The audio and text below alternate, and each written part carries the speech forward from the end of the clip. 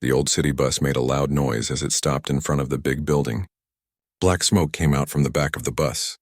Marcus Rivera got off the bus and looked up at the huge building in front of him. The Metropolitan Opera House was the biggest and most beautiful building he had ever seen in his life. Marcus pulled his thin jacket closer to his body. The cold wind made him shiver. There was a big hole in his jacket near his left elbow.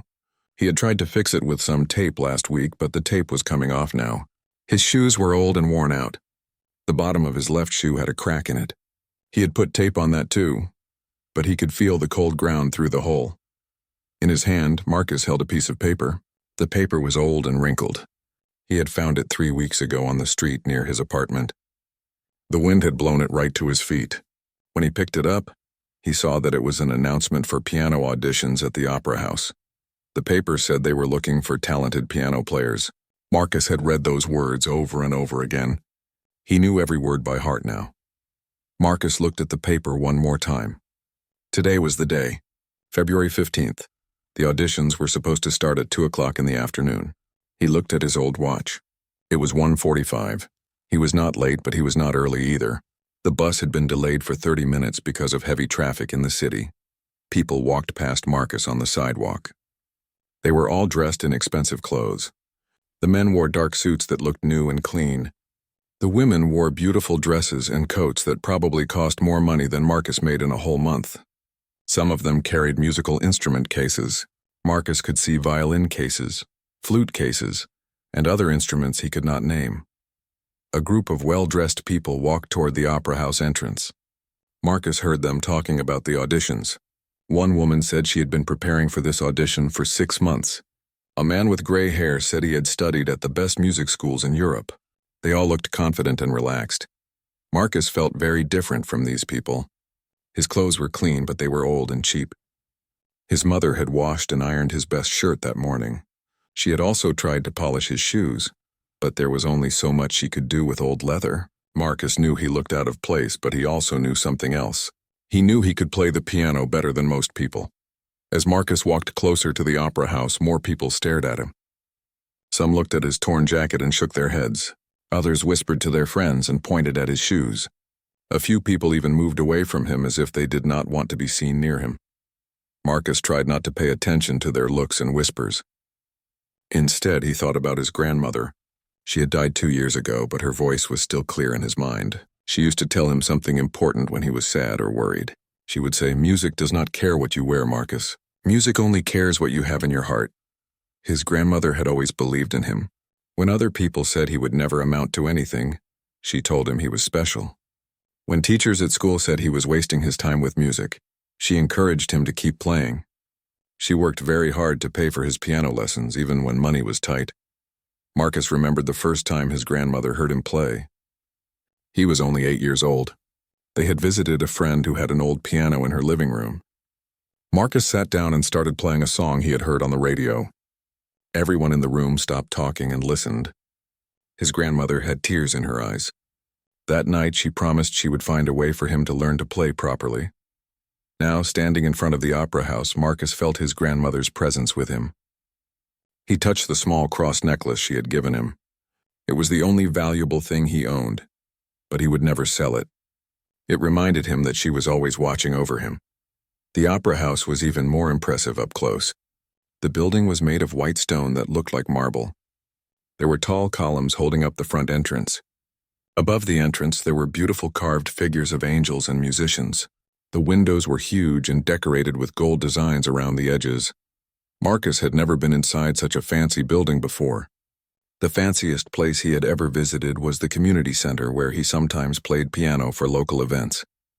This opera house looked like a palace from a fairy tale. More people continued to arrive for the auditions. Marcus noticed that everyone seemed to know each other. They greeted each other with hugs and kisses on both cheeks. They talked about their recent performances and their music teachers. Some mentioned famous musicians they knew personally. Marcus did not know any famous musicians. He had never performed in a real concert hall. The biggest audience he had ever played for was about 50 people at his church. But he had something that many of these well-dressed musicians might not have. He had hunger. He had the deep need to prove himself and to honor his grandmother's memory. A taxi pulled up to the curb near Marcus. A young woman got out of the taxi.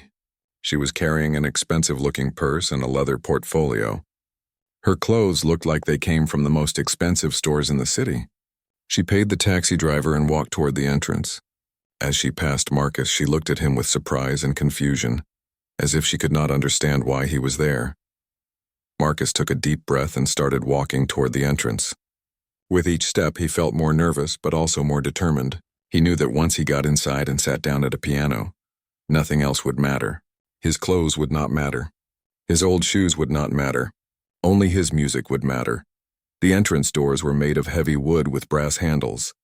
Marcus reached for one of the handles and pulled the door open. The door was heavier than he expected, but he managed to open it wide enough to step inside. As he walked through the doorway, Marcus entered a world he had only dreamed about. The lobby of the opera house was like nothing he had ever seen. The ceiling was very high and there were beautiful paintings on the walls.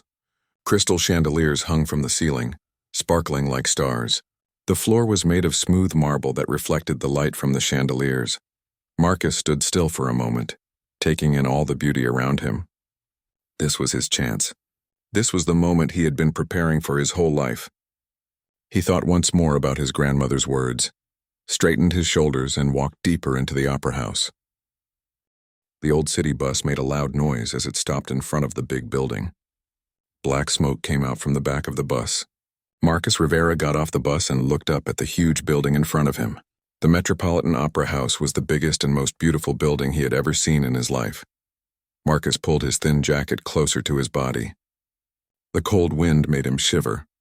There was a big hole in his jacket near his left elbow. He had tried to fix it with some tape last week, but the tape was coming off now. His shoes were old and worn out. The bottom of his left shoe had a crack in it. He had put tape on that too, but he could feel the cold ground through the hole. In his hand, Marcus held a piece of paper. The paper was old and wrinkled. He had found it 3 weeks ago on the street near his apartment. The wind had blown it right to his feet.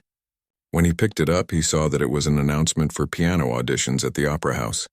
The paper said they were looking for talented piano players. Marcus had read those words over and over again. He knew every word by heart now. Marcus looked at the paper one more time. Today was the day, February 15th. The auditions were supposed to start at 2 o'clock in the afternoon. He looked at his old watch.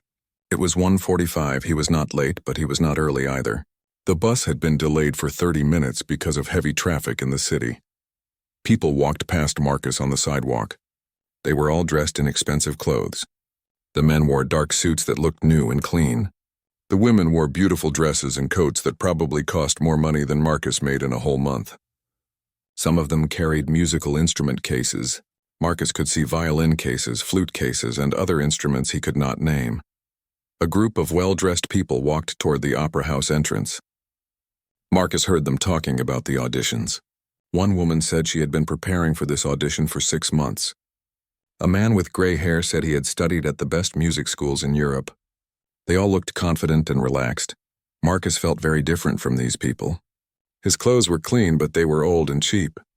His mother had washed and ironed his best shirt that morning. She had also tried to polish his shoes, but there was only so much she could do with old leather. Marcus knew he looked out of place, but he also knew something else. He knew he could play the piano better than most people. As Marcus walked closer to the opera house, more people stared at him.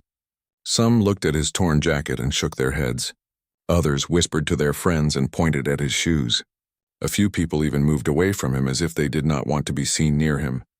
Marcus tried not to pay attention to their looks and whispers. Instead, he thought about his grandmother. She had died 2 years ago, but her voice was still clear in his mind. She used to tell him something important when he was sad or worried. She would say, "Music does not care what you wear, Marcus. Music only cares what you have in your heart." His grandmother had always believed in him. When other people said he would never amount to anything, she told him he was special. When teachers at school said he was wasting his time with music, she encouraged him to keep playing. She worked very hard to pay for his piano lessons, even when money was tight. Marcus remembered the first time his grandmother heard him play. He was only 8 years old. They had visited a friend who had an old piano in her living room. Marcus sat down and started playing a song he had heard on the radio. Everyone in the room stopped talking and listened. His grandmother had tears in her eyes. That night she promised she would find a way for him to learn to play properly. Now standing in front of the opera house, Marcus felt his grandmother's presence with him. He touched the small cross necklace she had given him. It was the only valuable thing he owned, but he would never sell it. It reminded him that she was always watching over him. The opera house was even more impressive up close. The building was made of white stone that looked like marble. There were tall columns holding up the front entrance. Above the entrance, there were beautiful carved figures of angels and musicians. The windows were huge and decorated with gold designs around the edges. Marcus had never been inside such a fancy building before. The fanciest place he had ever visited was the community center, where he sometimes played piano for local events. This opera house looked like a palace from a fairy tale. More people continued to arrive for the auditions. Marcus noticed that everyone seemed to know each other. They greeted each other with hugs and kisses on both cheeks. They talked about their recent performances and their music teachers. Some mentioned famous musicians they knew personally. Marcus did not know any famous musicians. He had never performed in a real concert hall. The biggest audience he had ever played for was about 50 people at his church. But he had something that many of these well-dressed musicians might not have. He had hunger. He had the deep need to prove himself and to honor his grandmother's memory. A taxi pulled up to the curb near Marcus. A young woman got out of the taxi. She was carrying an expensive-looking purse and a leather portfolio. Her clothes looked like they came from the most expensive stores in the city. She paid the taxi driver and walked toward the entrance. As she passed Marcus, she looked at him with surprise and confusion, as if she could not understand why he was there. Marcus took a DeMarcus walked across the marble floor of the opera house lobby. His old shoes made small squeaking sounds with each step. The sound echoed in the big space, and Marcus felt like everyone could hear it. He tried to walk more quietly, but the squeaking continued. The lobby was full of people. Most of them were musicians who had come for the auditions. They stood in small groups talking and laughing. Marcus could hear pieces of their conversations as he walked by. They talked about expensive music schools, famous teachers, and concerts they had performed in Europe and other faraway places. Marcus looked around for someone who could help him. He needed to find out where to go for the piano auditions. Near the center of the lobby, he saw a large desk made of dark wood. Behind the desk sat a young woman in a beautiful blue dress. Her hair was perfect, and her makeup looked like it had been done by a professional. She was the person in charge of helping visitors. Marcus walked toward the desk. As he got closer, the woman looked up at him. Her eyes moved from his face down to his torn jacket, then to his taped shoes and back to his face. Her expression changed from professional politeness to something that looked like disgust. Marcus stopped in front of the desk and cleared his throat. "Excuse me," he said in his best polite voice. "I am here for the piano auditions. Can you tell me where I need to go?" The woman looked at him again as if she could not believe what she was hearing. She looked at the paper in Marcus's hand, then back at his face. "You are here for the auditions?" she asked. Her voice sounded surprised and a little bit rude. "Yes, ma'am," Marcus replied. He showed her the crumpled paper he had found on the street. "I saw this announcement and I would like to audition for the piano position." The woman took the paper and looked at it. She seemed to be trying not to laugh. "This is a very important audition," she said slowly, as if Marcus might not understand. "This is for professional musicians only. Are you sure you are in the right place?" Marcus felt his face get hot with embarrassment, but he kept his voice calm. "Yes, ma'am. I am a piano player. I have been playing piano for 15 years. The woman looked at him again, this time more carefully. She seemed to be thinking about what to do. Finally, she pointed toward a side of the lobby. "The service entrance is over there," she said. "You can go through that door and ask someone to help you." Marcus looked in the direction she was pointing. The service entrance was a plain door with no decorations. It was the kind of door that delivery people and cleaning staff used. It was not the main entrance that the other musicians were using.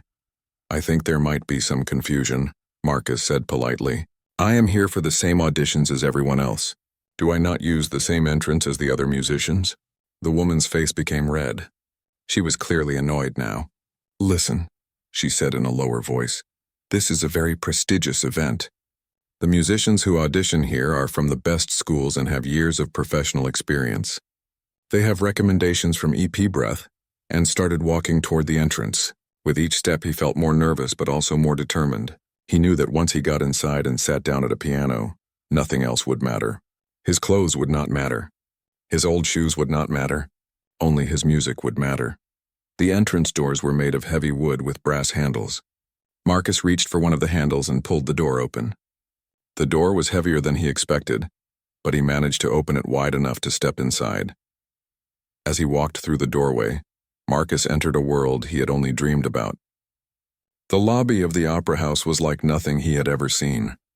The ceiling was very high and there were beautiful paintings on the walls. Crystal chandeliers hung from the ceiling, sparkling like stars.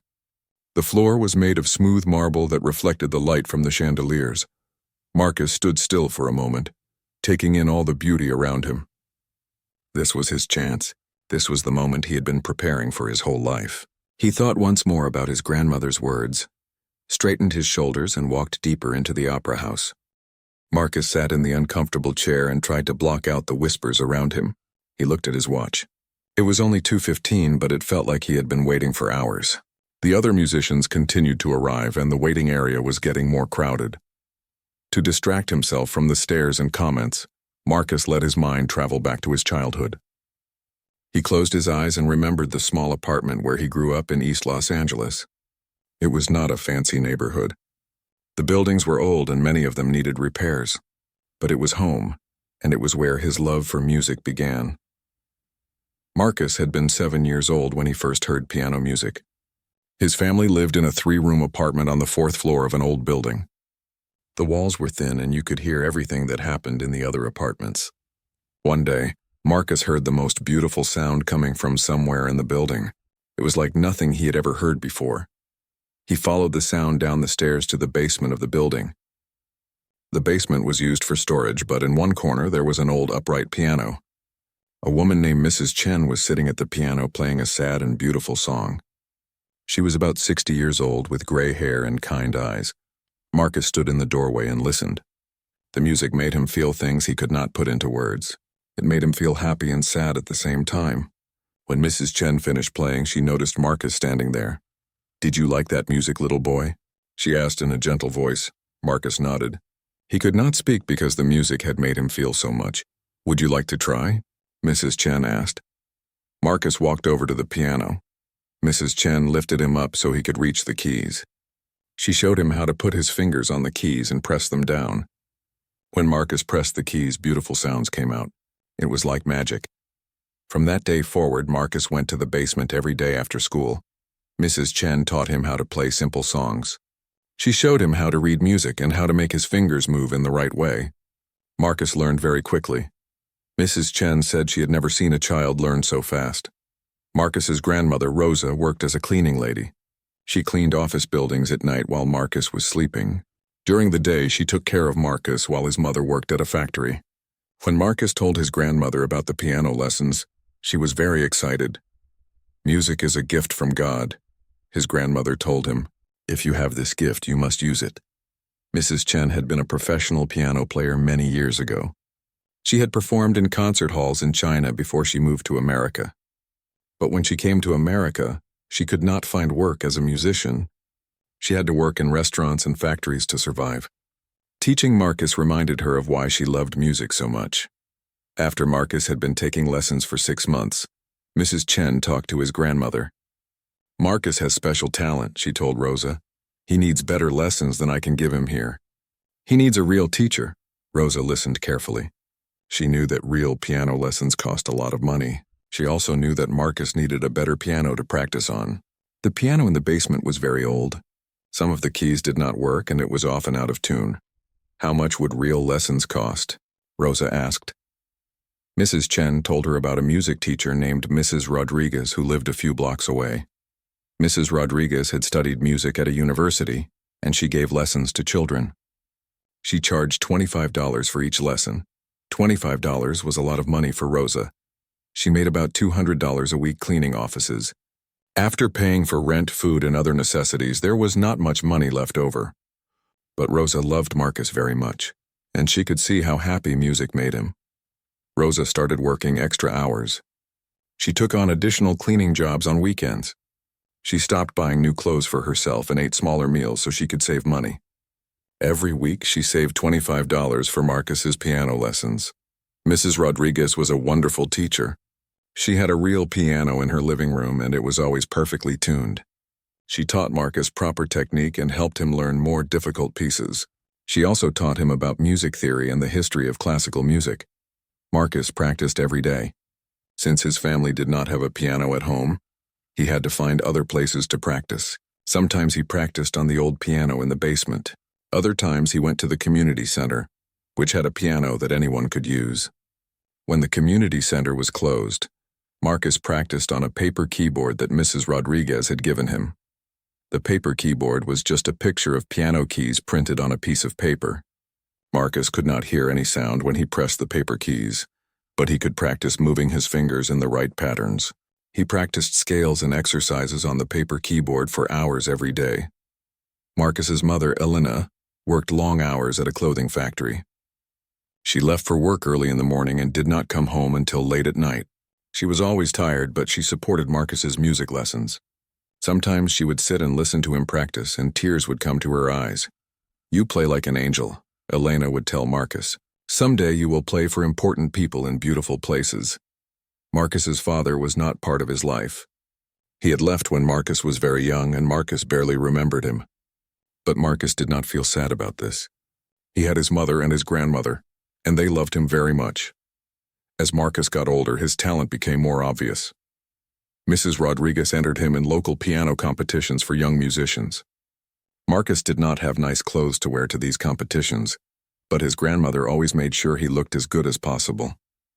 She would iron his best shirt and polish his shoes until they shined.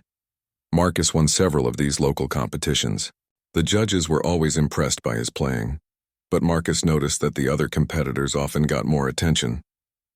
They had expensive clothes, professional photos, and parents who knew important people in the music world. When Marcus was 12 years old, Mrs. Rodriguez told him about a summer music program for talented young musicians. The program was at a university about 50 miles away.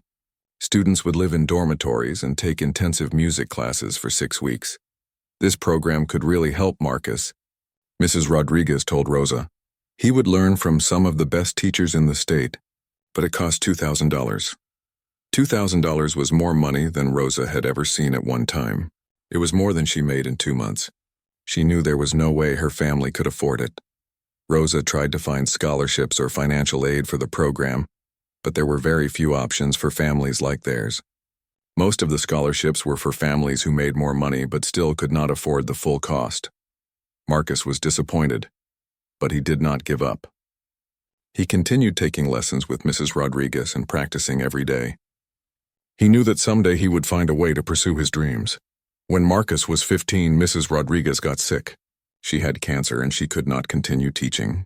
Before she stopped giving lessons, she called Marcus and his grandmother to her house. "Marcus," she said, "you have more talent than any student I have ever taught. Do not let anyone tell you that you cannot succeed because of where you come from or how much money your family has. Music does not care about those things." Mrs. Rodriguez gave Marcus all of her sheet music and music books.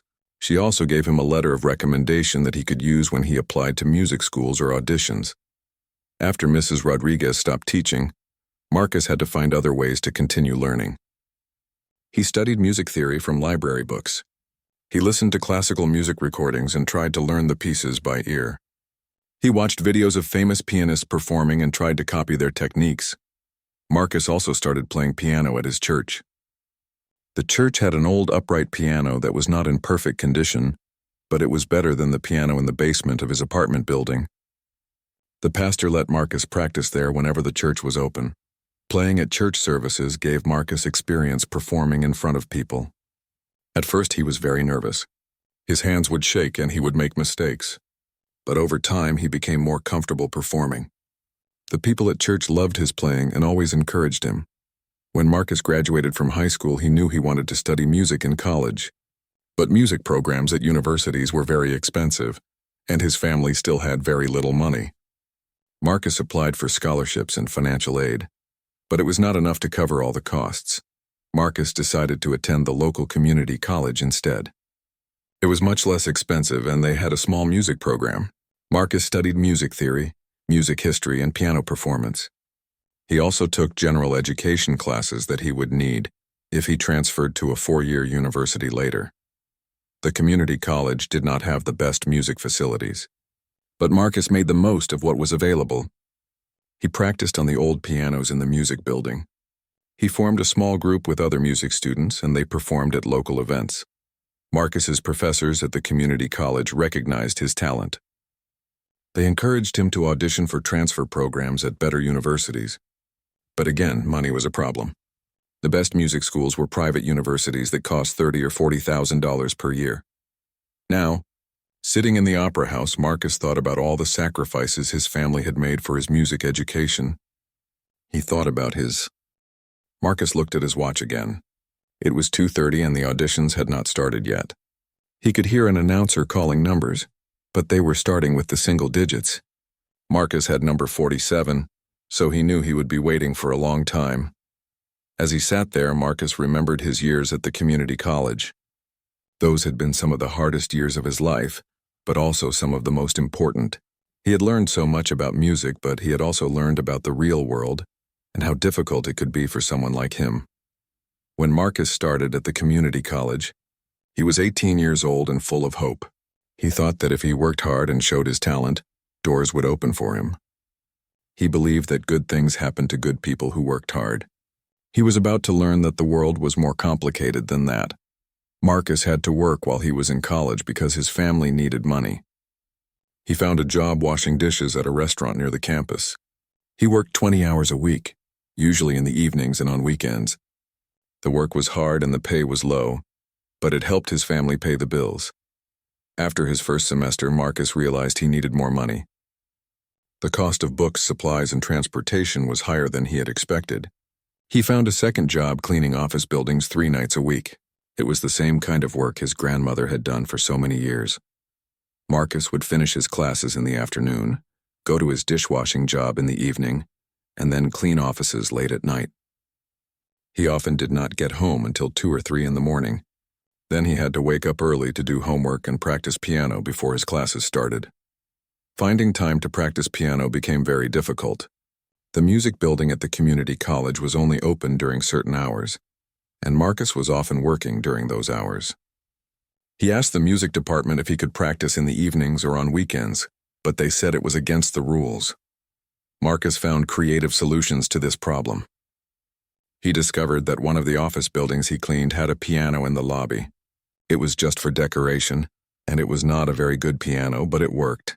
Marcus started arriving early for his cleaning job so he could practice on this piano for 30 or 40 minutes before he started cleaning. The security guard at the building noticed Marcus playing piano one night. At first, the guard was angry because Marcus was not supposed to be using the piano. But when he heard Marcus play, he was amazed by the beautiful music. "You can keep playing," the security guard told Marcus. "Just make sure you finish your cleaning work on time." Marcus also found other places to practice. There was a piano in the community center near his home, but it was usually busy with children's activities. Marcus asked if he could use it very early in the morning, before the center opened for regular activities. The director of the center agreed to let Marcus come in at 6 a.m. to practice for an hour, before the center opened at 8 a.m. So Marcus's daily schedule became even more crazy. He would wake up at 5:30 a.m. and go to the community center to practice piano from 6 a.m. to 7 a.m.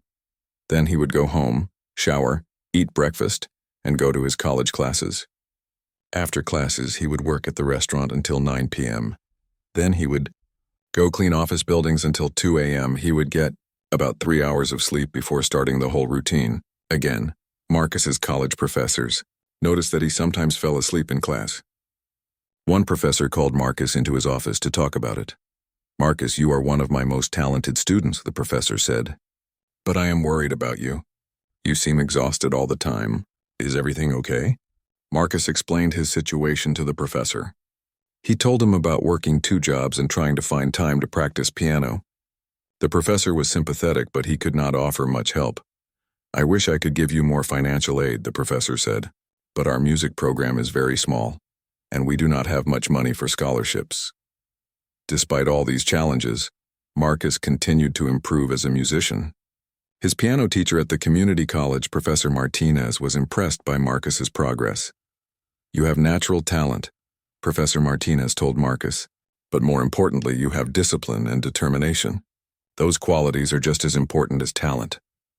Professor Martinez encouraged Marcus to audition for transfer programs at four-year universities. He helped Marcus prepare audition pieces and wrote letters of recommendation for him. Marcus applied to several universities with good music programs. Some of them were state schools that were less expensive, and others were private schools with better reputations but higher costs. The audition process was expensive and time-consuming. Marcus had to pay application fees, travel to different schools, and sometimes stay overnight in hotels. He saved money by driving instead of flying, staying in cheap motels and eating fast food. Marcus's first audition was at a state university about 3 hours away from home. He borrowed his mother's old car and drove there on a Saturday morning. The music building at the university was much nicer than the one at his community college. The practice rooms had new pianos and everything looked clean and professional. Marcus felt nervous as he walked into the building. The other students who were auditioning looked confident and well prepared. They had expensive instrument cases and wore professional-looking clothes. Marcus was wearing his best shirt and pants, but he knew he did not look like the other students. When it was Marcus's turn to audition, he walked into a large room with 3 professors sitting behind a table. There was a beautiful grand piano in the center of the room. Marcus had never played on such a nice piano before. "Please state your name and tell us what you will be playing today," one of the professors said. Marcus introduced himself and named the pieces he had prepared. He had chosen a Bach prelude and fugue, a Chopin nocturne, and a modern piece by an American composer. Marcus sat down at the piano and began to play. The sound that came from the piano was incredible. It was rich and clear, much better than any piano he had ever played. Marcus felt inspired by the beautiful sound, and he played better than he ever had before.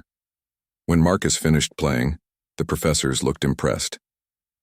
They asked him a few questions about his musical background and his goals. Marcus answered honestly, telling them about his teachers and his experiences. A few weeks later, Marcus received a letter from the university. He had been accepted into their music program. But when he looked at the financial aid package, his heart sank. Even with scholarships and grants, he would still need to pay about $15,000 per year. His family did not have that kind of money. Marcus had similar experiences at other universities. He was accepted into several programs, but the cost was always too high.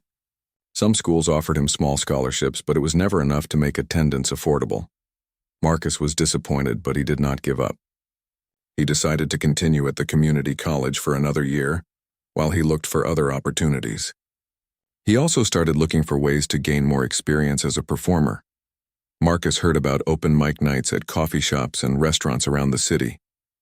These were events where anyone could sign up to perform for a few minutes.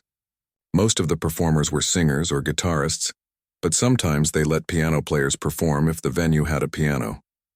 Marcus started performing at these open mic nights whenever he could. The audiences were small, and the pianos were usually not very good, but it gave Marcus experience performing for strangers. He learned how to connect with an audience and how to handle his nerves.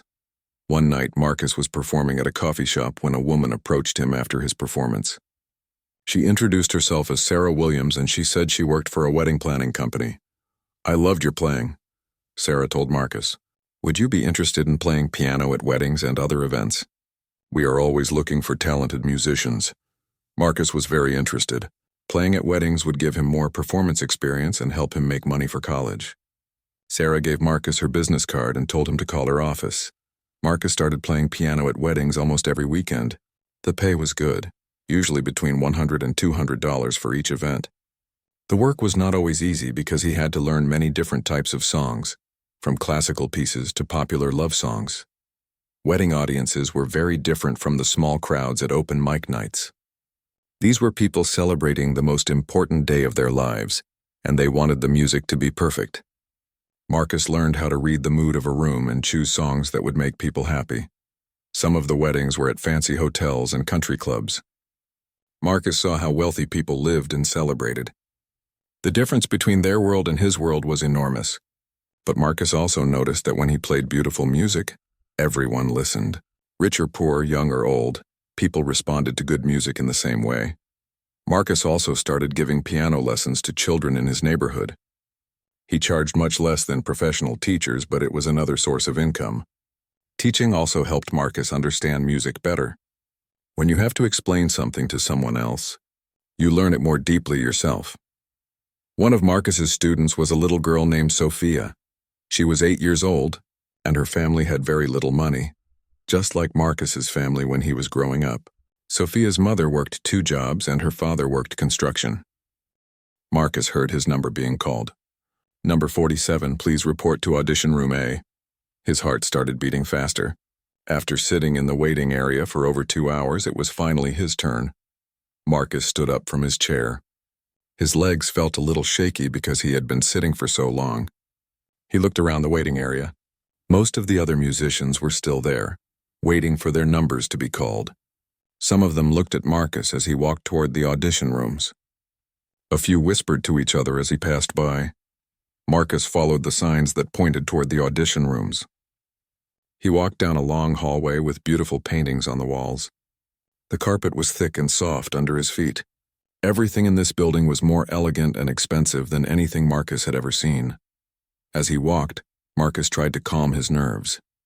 He thought about all the hours he had spent practicing for this moment. He thought about the piece he had chosen to play, Chopin's Ballade No. 1 in G minor.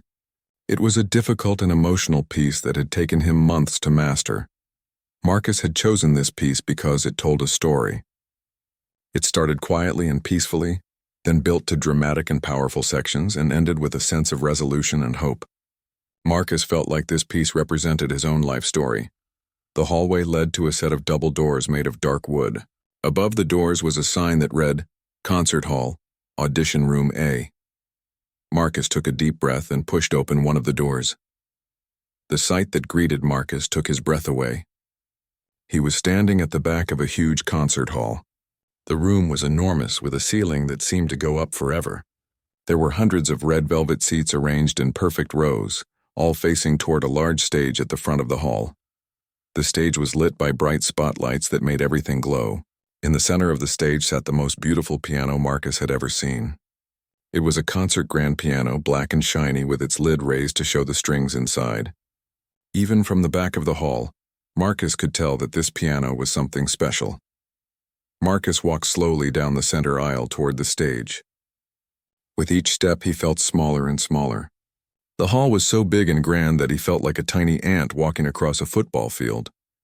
About halfway down the aisle, Marcus could see a long table set up in front of the stage. 3 people sat behind the table looking down at papers and folders. These were the judges who would decide Marcus's fate. As Marcus got closer, he could see the judges more clearly. In the center sat an elderly man with white hair and a serious expression. He was wearing an expensive-looking suit and had wire-rimmed glasses perched on his nose. To his left sat a middle-aged woman with dark hair pulled back in a tight bun. She was wearing a black dress and had a stern look on her face. To the right sat a younger man, probably in his 30s, with brown hair and a beard. He was wearing a navy blue suit and was writing something in a notebook. Marcus reached the front of the hall and stopped in front of the judges' table. The 3 judges looked up at him, and Marcus saw their expressions change. They looked surprised, and not in a good way. The elderly man in the center looked Marcus up and down, taking in his torn jacket and taped shoes. The man's eyebrows went up, and he glanced at the other judges with a questioning look. The woman judge shuffled through some papers on the table. "Number 47?" she asked, as if she could not believe that Marcus was really supposed to be there. "Yes, ma'am," Marcus replied as politely as he could. The woman looked at Marcus again, then back at her papers. "It says here that you are auditioning for the position of assistant pianist with the opera company." "That is correct," Marcus said. The younger judge leaned forward and looked at Marcus with curious eyes. "Can you tell us about your musical background?" he asked. Marcus had prepared for this question. He spoke clearly and confidently about his training, starting with Mrs. Chen in the basement of his apartment building, then Mrs. Rodriguez, then his studies at the community college and the state university. He mentioned his experience playing at weddings, giving lessons, and performing at local events. As Marcus spoke, he noticed that the judges were not writing anything down. The elderly man was checking his watch, as if he was already thinking about the next audition. The woman judge was looking at something on her phone. Only the younger judge seemed to be paying attention to what Marcus was saying. When Marcus finished talking about his background, there was a moment of silence. Then the elderly judge spoke. "Young man," he said in a voice that sounded both tired and annoyed, "this is a very prestigious position. The Metropolitan Opera Company has a reputation to maintain. Our musicians perform for some of the most important people in the world. They must not only be talented, but they must also represent the company with dignity and professionalism." Marcus felt his face get hot, but he kept his voice calm. "I understand, sir. I take music very seriously, and I would represent the company with the utmost professionalism." The woman judge looked up from her phone. "Do you have formal training from a recognized conservatory?" she asked. "No, ma'am," Marcus admitted. "I studied at the State University, which has an excellent music program." The woman shook her head slightly. "Most of our musicians have studied at places like Juilliard, the New England Conservatory, or similar institutions. They have performed with major orchestras and have extensive professional experience." Marcus felt his confidence starting to slip away, but he tried to stay positive. "I may not have the same background as other candidates, but I believe my passion and dedication make up for that. I would like the opportunity to show you what I can do." The younger judge looked at his colleagues, then back at Marcus. "What piece have you prepared to play for us today?" "Chopin's Ballad No. 1 in G minor," Marcus replied. The elderly judge made a small noise that sounded like a mix between a cough and a laugh. "That is quite an ambitious choice," he said. "That piece is extremely difficult. Are you sure you are prepared to perform it at a professional level?" Marcus felt a flash of anger at the judge's condescending tone, but he used that anger to fuel his determination. "Yes, sir. I am ready." The woman judge gestured toward the stage. "Very well. Please proceed to the piano." Marcus walked up the steps to the stage. As he climbed the steps, he felt like he was climbing a mountain. The stage was much bigger than it had looked from the audience. The piano sat in the center, under bright lights that made everything around it seem dark. Marcus approached the piano and ran his hand along its smooth surface. It was even more beautiful up close. The wood was polished to a perfect shine, and the keys looked like they had never been touched by human hands. Marcus sat down on the piano bench and adjusted its height. The bench was much nicer than any he had ever used. It was padded with soft leather, and it moved smoothly when he adjusted it. Marcus placed his hands on the keys and was amazed by how perfect they felt. The keys were perfectly balanced, not too heavy and not too light. When he pressed down on them gently, they responded with the slightest touch. Before he began playing, Marcus looked out at the empty concert hall. All those red velvet seats were empty now, but he imagined them filled with people who loved music. He imagined his grandmother sitting in the front row, smiling proudly at him. Marcus closed his eyes and took a deep breath. He thought about the story that Chopin's Ballade told. He thought about his own story, a young man from a poor neighborhood who had worked his entire life for this one moment. When Marcus opened his eyes, he looked down at the judge's table. The elderly man was still checking his watch. The woman was reading something on her phone. The younger judge was the only one who seemed to be paying attention. Marcus realized that the judges had already made up their minds about him. They had decided, based on his appearance and his background, that he was not good enough for this position. They were just going through the motions of letting him play because they had to. This realization could have made Marcus angry or discouraged. Instead, it made him more determined than ever. He was not playing for these judges anymore. He was playing for himself, for his grandmother, for Mrs. Chen, for Mrs. Rodriguez, for little Sophia, and for everyone who had ever been told they were not good enough. Marcus placed his fingers on the keys and began to play. The first notes of the ballade rang out into the vast concert hall. The sound was incredible, rich, warm, and powerful. Marcus had never heard his own playing sound so beautiful. As he played the opening melody, Marcus felt all his nervousness disappear. This was what he was meant to do. This was who he was. Everything else, the judges, the fancy building, the other musicians in their expensive clothes, none of that mattered when he was making music. The ballade began softly and mysteriously, like a story being told in whispers. Marcus's fingers moved across the keys with perfect precision, bringing out every nuance of Chopin's complex melody. Marcus noticed that the acoustics in the concert hall were amazing. Every note he played seemed to hang in the air for just the right amount of time before fading away. The piano and the room worked together to create a perfect sound. As the piece progressed, Marcus began to build the intensity. The melody became more dramatic and passionate. His hands moved faster and with more power, but he never lost control of the music. Marcus glanced down at the judges' table. Something had changed. Marcus sat at the piano bench with his hands resting in his lap. The last notes of Chopin's ballade were still echoing in the enormous concert hall. He could feel his heart beating in his chest, but otherwise everything was completely quiet. The silence stretched on for what felt like forever. Marcus kept his eyes closed, not wanting to look at the judges yet.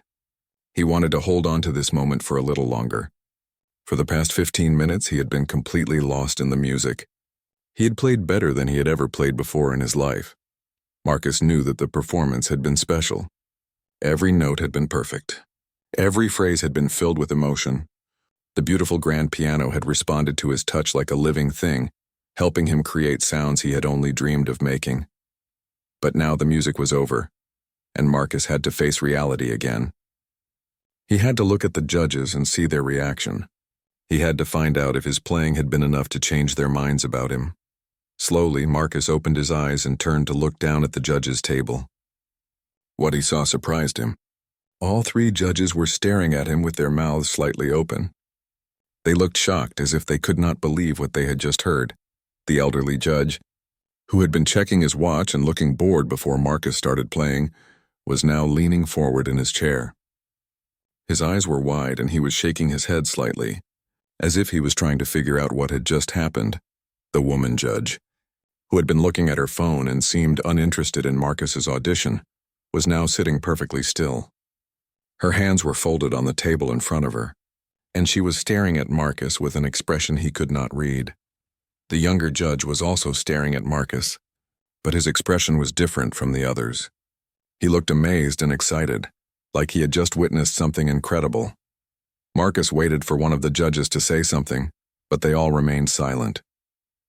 The quiet in the concert hall was so complete that Marcus could hear the sound of his own breathing. Finally, after what felt like several minutes, the elderly judge cleared his throat. He began, then stopped. He seemed to be searching for the right words. The woman judge spoke next. "In 30 years of judging auditions," she said in a quiet voice, "I have never heard anything like that." Marcus felt a glimmer of hope, but he tried not to get too excited. He had learned not to assume anything until he heard clear words about what would happen next. The younger judge was the first to recover from his shock. He picked up his pen and started writing furiously in his notebook. Marcus could see that he was writing a lot, filling up most of a page with his comments. The elderly judge stood up from his chair and walked closer to the stage. "Young man," he said, "where did you say you studied?" Marcus repeated his educational background, mentioning the community college and the state university. As he spoke, he could see the judge's confusion growing. "And you have no formal training from a major conservatory?" the woman judge asked. "No, ma'am," Marcus replied. The judges looked at each other with expressions of disbelief. Marcus could tell they were trying to figure out how someone with his background could play at such a high level. The younger judge stopped writing and looked up at Marcus. "Can you tell us more about your teachers?" he asked. "Who taught you to play like that?" Marcus thought about Mrs. Chen, the elderly Chinese woman who had first introduced him to the piano in the basement of his apartment building. He thought about Mrs. Rodriguez, who had worked with him for years despite his family's inability to pay full price for lessons. He thought about Professor Martinez at the community college, who had encouraged him to reach for his dreams. "I have been very lucky to work with teachers who believed in me," Marcus said. "They may not have been famous, but they taught me to love music and to work hard." The elderly judge walked even closer to the stage.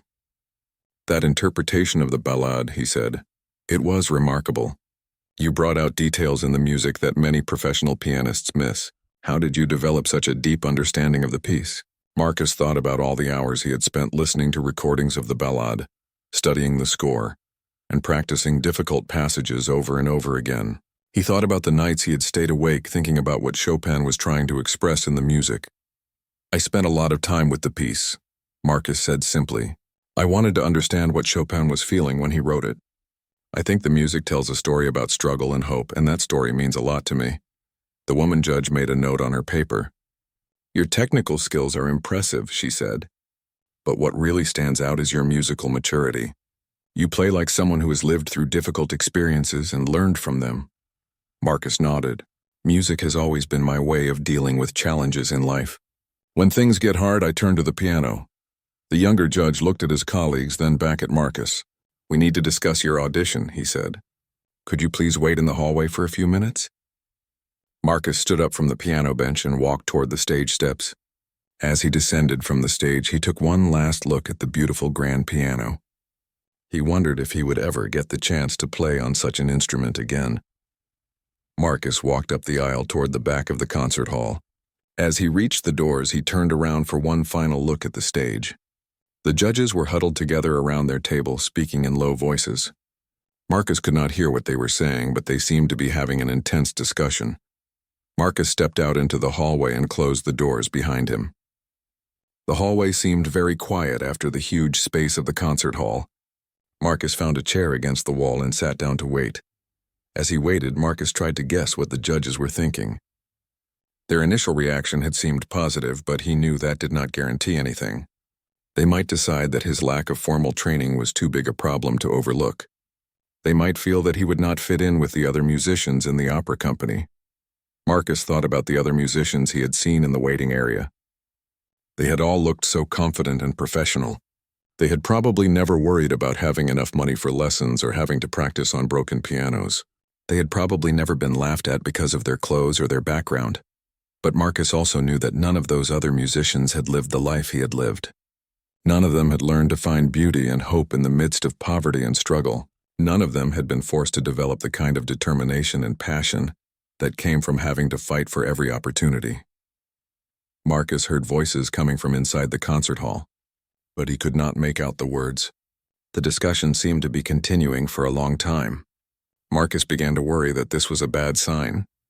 Maybe they were trying to figure out how to let him down gently. After about 10 minutes, the doors to the concert hall opened. The younger judge stepped out into the hallway. "Marcus," he said, "could you please come back in?" Marcus stood up and followed the judge back into the concert hall. The three judges were now standing together in front of their table. Their expressions were serious, and Marcus could not tell what they were thinking. Marcus walked down the aisle and stopped in front of the judges. He tried to prepare himself for disappointment, but he also held on to a small bit of hope. The elderly judge stepped forward. "Marcus," he said, "we have never encountered a situation quite like this before. Your audition has presented us with a dilemma." Marcus's heart sank. This sounded like the beginning of a rejection. The judge continued. "On one hand, you do not have the typical background that we usually look for in our musicians. You have not studied at a prestigious conservatory. You do not have experience performing with major orchestras." Marcus nodded, expecting the judge to continue with all the reasons why he was not qualified for the position. "On the other hand," the judge said, "your audition was one of the finest performances we have ever heard in this room. Your technical skill is exceptional, and your musical understanding is profound." Marcus felt confused. He could not tell where this was leading. The woman judge stepped forward. "We have decided," she said, "that talent and passion are more important than pedigree and connections." Marcus's heart started beating faster. Was she saying what he thought she was saying? The younger judge smiled and extended his hand toward Marcus. "Congratulations," he said. "We would like to offer you the position of assistant pianist with the Metropolitan Opera Company." Marcus stared at the judge's outstretched hand. For a moment he could not move or speak. He felt like he was dreaming. "Are you serious?" Marcus finally managed to say. "We are completely serious," the elderly judge replied. "Your audition was extraordinary. We would be honored to have you join our company." Marcus shook the younger judge's hand, then shook hands with the other two judges. He felt tears starting to form in his eyes, but he tried to control his emotions. "Thank you," Marcus said. "Thank you so much. You will not regret this decision." The woman judge handed Marcus a folder with papers inside. "Here is information about your position, including your schedule and compensation. We will also need you to sign some contracts. Marcus took the folder with shaking hands. He could barely believe this was really happening. There is one more thing, the elderly judge said. We are having a special. The final note of Chopin's ballade hung in the air like a perfect crystal suspended in time. Marcus kept his hands on the keys for just a moment longer, feeling the vibration of the strings through the piano bench. Then slowly he lifted his fingers and placed his hands in his lap. Complete silence filled the enormous concert hall. Marcus had expected this moment many times in his mind, but the reality was different from anything he had imagined. The silence was not empty or uncomfortable. It was full and rich, like the silence that comes after a profound prayer or a moment of perfect understanding. Marcus sat very still at the piano bench, afraid to move or breathe too loudly. He could feel that something important had just happened, something that went beyond a simple audition. He had poured his entire soul into those 15 minutes of music, and now that soul was hanging in the air around him. The three judges sat frozen at their table. Marcus could see them from the corner of his eye, but he did not want to turn his head to look at them directly. He was afraid that any movement might break the spell that had been cast over the room. The elderly judge, who had been so dismissive and impatient before Marcus began playing, was now leaning forward in his chair with his mouth slightly open. His wire-rimmed glasses had slipped down his nose, but he had not noticed. His hands were flat on the table in front of him, and Marcus could see that they were trembling slightly. The woman judge had tears running down her cheeks. She was trying to wipe them away discreetly with a tissue, but more tears kept coming. Her careful makeup was starting to smudge, but she did not seem to care. She was staring at Marcus as if she was seeing him for the first time. The younger judge was sitting perfectly still with his pen frozen in his hand above his notebook. He had been taking notes during the first part of Marcus's performance, but at some point he had stopped writing and had simply listened. Now he looked like a statue, completely motionless except for the rapid blinking of his eyes. The silence continued for 30 seconds, then a minute, then longer. Marcus began to wonder if he should say something or get up from the piano bench, but something told him to wait, to let this moment last as long as it needed to last. Marcus thought about all the people who had brought him to this moment. He thought about Mrs. Chen, playing piano in the basement of his apartment building, showing a 7-year-old boy that music could be magic. He thought about his grandmother, Rosa, working extra hours cleaning office buildings so that Marcus could have piano lessons. He thought about Mrs. Rodriguez believing in Marcus's talent even when others doubted him. He thought about Professor Martinez at the community college, encouraging Marcus to audition for better schools even though the odds were against him. He thought about all the people at weddings who had listened to his music and smiled, not caring about his background or his clothes, just enjoying the beauty he was creating. Marcus realized that this silence was not just about his audition. It was about all the music that had ever been played in this concert hall. It was about all the dreams that had come true on this stage, and all the dreams that had been broken here too. It was about the power of music to reach across all the barriers that people put up between each other. In the empty seats of the concert hall, Marcus imagined he could see the ghosts of all the great musicians who had performed on this stage. He imagined famous composers and pianists from history, all nodding their approval at what they had just heard. He imagined his grandmother sitting in the front row, her hands clasped together in prayer, tears of joy streaming down her face. The silence was broken by the sound of someone taking a deep, shaky breath. It was the elderly judge. He slowly removed his glasses and wiped them with a handkerchief, as if he needed to make sure he was seeing clearly. In 45 years, the judge said in a voice that was barely above a whisper, in 45 years of judging auditions and listening to concerts, I have never... He stopped speaking and shook his head, unable to find the words. The woman judge tried to speak but found that her voice was not working properly. She cleared her throat and tried again. That was not just a performance, she said softly. That was a conversation with God. The younger judge finally moved, setting down his pen and looking at his colleagues with wide eyes. Did you feel that? He asked. The whole room was alive. I could feel the music in my chest and my bones. Marcus turned on the piano bench to face the judges. He was surprised to see that all three of them looked completely different from how they had looked before he started playing. The elderly judge's stern expression had been replaced by something that looked like wonder. The woman's cold professionalism had melted away, leaving behind someone who looked vulnerable and deeply moved. The younger judge's skeptical curiosity had transformed into obvious amazement. "I felt it too," Marcus said quietly. "I have never played on a piano like this before in a room like this." Everything came together perfectly. The elderly judge stood up slowly from his chair. Marcus noticed that the man's legs seemed unsteady, as if the music had affected him physically as well as emotionally. "Young man," the judge said, "what you just did, that was not just playing the piano. That was channeling something divine through those keys." Marcus did not know how to respond to such praise. He had always known that music was special, but he had never thought of it in such dramatic terms. The woman judge was still wiping tears from her eyes. "I have heard that ballade played by some of the most famous pianists in the world," she said, "but I have never heard it played with such truth. You made me understand things about that piece that I had never understood before." The younger judge was shaking his head in disbelief. "The way you brought out the inner voices in the middle section," he said, "and that transition into the final theme. I got chills. Literal chills." Marcus looked out at the empty concert hall and tried to imagine it filled with people. "This room has incredible acoustics," he said. "I could hear every note so clearly. 'Twas like the piano was singing." "It was not just the room or the piano," the elderly judge said firmly. "We have heard hundreds of musicians play on that same instrument in this same room. What you did was something else entirely." The woman judge had composed herself enough to speak more clearly now. "Marcus," she said, "may I ask you something personal?" Marcus nodded. "When you were playing, especially during the most emotional parts of the piece, what were you thinking about?" Marcus considered the question carefully. "I was thinking about my grandmother," he said. "She died 2 years ago, but she was the one who always believed in me. She worked so hard to help me study music. I was playing for her, and for everyone who helped me get here." The judges exchanged glances. Marcus could see that his answer had affected them deeply.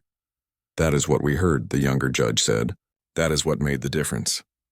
You were not just playing notes on a page. You were telling a story about love and sacrifice and hope."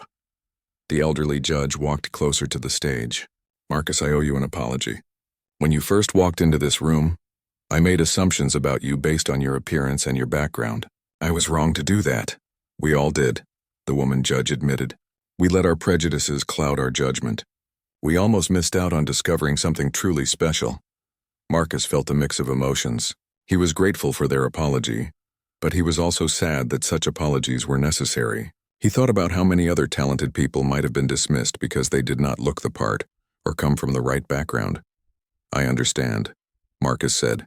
"I know I do not look like the other musicians who audition here, but I hoped that my music would speak for itself." "It did more than speak," the elderly judge said. "It sang, it soared. It touched something in each of us that we had forgotten was there." The silence returned to the concert hall, but this time it was different. It was not the stunned silence that had followed Marcus's performance. It was a comfortable silence, the kind that comes when people are sharing a moment of deep understanding. Marcus looked down at the piano keys one more time. Just a few minutes ago, these keys had been the instruments through which he had poured out his heart. Now they were just black and white rectangles again, waiting for the next musician to bring them to life. But Marcus knew that he had changed something in this room. He had proven that music really was more powerful than prejudice, more important than appearances, more lasting than first impressions. He had shown 3 experienced judges that they still had things to learn about music and about people. The younger judge broke the silence. "Marcus," he said, "I think I speak for all of us when I say that this has been one of the most memorable auditions of our careers." The woman judge nodded in agreement. "We will remember this performance for the rest of our lives." The elderly judge looked directly at Marcus with new respect in his eyes. "You have reminded us why we fell in love with music in the first place," he said. "Thank you for that gift." Marcus felt tears forming in his own eyes now. He had come to this audition hoping to get a job. He had never expected to touch people's hearts so deeply, or to create such a powerful moment. "Thank you for listening," Marcus said simply. "Thank you for giving me the chance to play." The silence that followed was the most beautiful sound Marcus had ever heard. The elderly judge was the first to move. He stood up slowly from his chair, his hands shaking slightly. Then, without saying a word, he began to clap. The sound of his applause echoed through the empty concert hall like thunder. The woman judge immediately stood up and joined in the applause. Her tears were still flowing, but now they were tears of joy and admiration. The younger judge jumped to his feet so quickly that his chair almost fell over backward. The three judges applauded with more enthusiasm than Marcus had ever seen from any audience. Their clapping was not polite or professional. It was passionate and heartfelt, the kind of applause that comes from being deeply moved by something beautiful. Marcus stood up from the piano bench, overwhelmed by the response. He had played at many weddings and small events over the years, but he had never received applause that felt so meaningful. These three people were experts in music, and they were applauding him as if he had just given the performance of a lifetime. The applause continued for several minutes. The sound filled the enormous concert hall and seemed to bounce off the walls and ceiling before returning to the stage. Marcus felt like the building itself was celebrating with him. Finally, the elderly judge stopped clapping and walked toward the stage. The other judges followed him. When they reached the edge of the stage, the elderly judge looked up at Marcus with an expression of complete respect. "Marcus," he said, his voice still emotional from what he had just witnessed, "we need to discuss something with you." Marcus walked to the edge of the stage and sat down on the steps so he could be closer to the judge's eye level. "What you just did," the woman judge said, "was extraordinary, but we want to offer you something more than just the assistant pianist position." Marcus felt his heart skip a beat. "What do you mean?" The younger judge stepped forward. "Next month, we are having our annual gala. It is our most important fundraising event of the year. All of our major donors attend, along with city officials, other musicians, and members of the press. We usually feature one of our principal artists in a solo performance during the gala," the elderly judge continued. "This year, we would like that solo performance to be you." Marcus stared at the three judges, not sure if he had heard them correctly. "You want me to perform solo at your gala?" "Yes," the woman judge said firmly. "We want you to play that same Chopin ballade for an audience of 800 people. We want them to hear what we just heard." Marcus felt dizzy. Just 2 hours ago, these same people had been looking at him like he did not belong in their building. Now they were offering him the featured spot at their most important event of the year. "Are you sure?" Marcus asked. "What about the other musicians who auditioned today? What about people with more experience?" The elderly judge smiled for the first time since Marcus had met him. "Marcus, experience is not always the most important thing. What you have is something that cannot be taught in any school or conservatory. You have the ability to touch people's souls through music." The younger judge nodded in agreement. "We have been doing this for many years. We can recognize something special when we hear it." "What you did today was special." Marcus thought about the gala audience. 800 people. Many of them would probably be wealthy donors who had never heard of him. They would expect to see a famous musician, someone with an impressive biography and expensive clothes. "What will people think when they see me?" Marcus asked honestly. "I do not look like the kind of musician who usually performs at galas." The woman judge stepped closer to Marcus. "That is exactly why we want you to perform," she said. "People need to be reminded that talent comes from unexpected places. They need to see that music is more important than appearances. Besides," the elderly judge added, "we will make sure you have appropriate attire for the performance. The opera company can provide that." Marcus felt tears coming to his eyes again. "I do not know what to say. This is more than I ever dreamed of." "Say yes," the younger judge said with a smile. Marcus took a deep breath. "Yes. Yes, I would be honored to perform at your gala." The three judges shook hands with Marcus again, and then they spent the next hour discussing the details of his employment and the gala performance. They explained his duties as assistant pianist, his salary, and his schedule. Everything sounded wonderful to Marcus. As Marcus prepared to leave the opera house, the elderly judge walked with him toward the exit. "Marcus," the judge said, "I want to tell you something. I have been involved with this opera company for over 20 years. I have heard thousands of auditions and performances. But what you did today reminded me why I fell in love with music in the first place. Marcus felt proud and humble at the same time. Thank you, sir. That means more to me than you know. I also want to apologize again for how we treated you when you first arrived. We let our assumptions blind us to your talent. That was wrong. Marcus nodded. I understand. I have dealt with that my whole life. But I have learned that the best way to change people's minds is through music. When Marcus finally left the opera house, it was late in the afternoon. The sun was setting over the city, painting the sky in beautiful shades of orange and pink.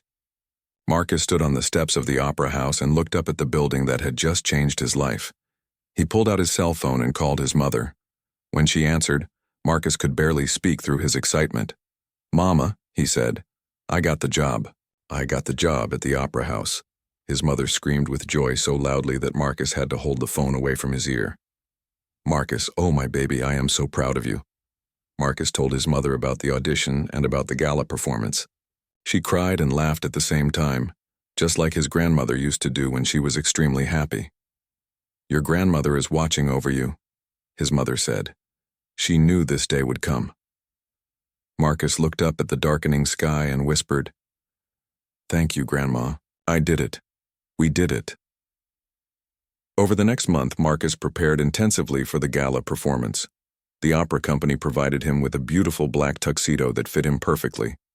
They also arranged for him to have several practice sessions on the same grand piano he would be using for the performance. Marcus also continued his regular duties as assistant pianist. He worked with the opera singers during their rehearsals, and he quickly earned their respect with his musical skills and professional attitude.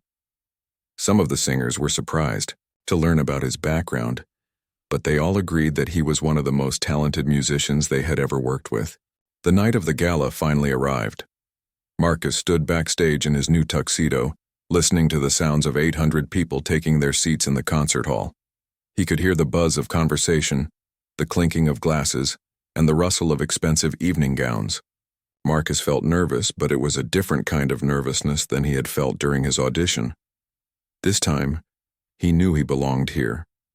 He had proven himself, and now he was ready to share his gift with a larger audience. A few minutes before his performance, Marcus peeked out from behind the curtain to look at the audience. The concert hall was completely full. He saw men in tuxedos and women in beautiful gowns. These were some of the wealthiest and most influential people in the city. Marcus also noticed something else.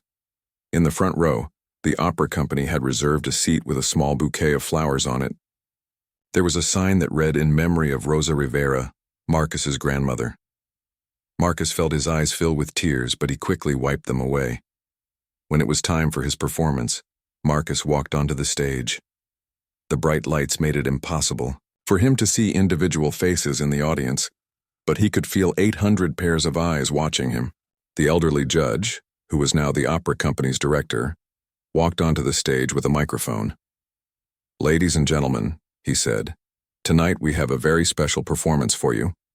6 weeks ago, a young man walked into our building for an audition. His appearance was humble, but his talent was extraordinary. Tonight, Marcus Rivera will perform Chopin's Ballade No. 1 in G minor."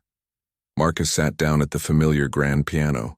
He placed his hands on the keys and took a deep breath. Then he began to play. From the very first notes, Marcus could feel that something magical was happening. The audience, which had been chattering and moving around, became completely still. As the music progressed, Marcus could sense that every person in the hall was hanging on every note. Marcus played with even more emotion and power than he had during his audition. He thought about his grandmother, about Mrs. Chen, about Mrs. Rodriguez, and about everyone who had believed in him.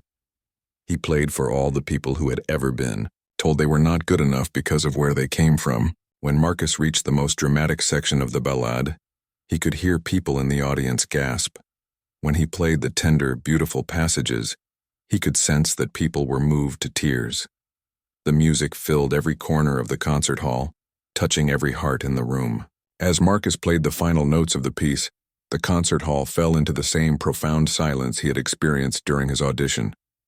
But this time, the silence lasted only a few seconds before it was broken by thunderous applause. 800 people rose to their feet at the same time. The applause was deafening. Marcus stood up from the piano bench and looked out at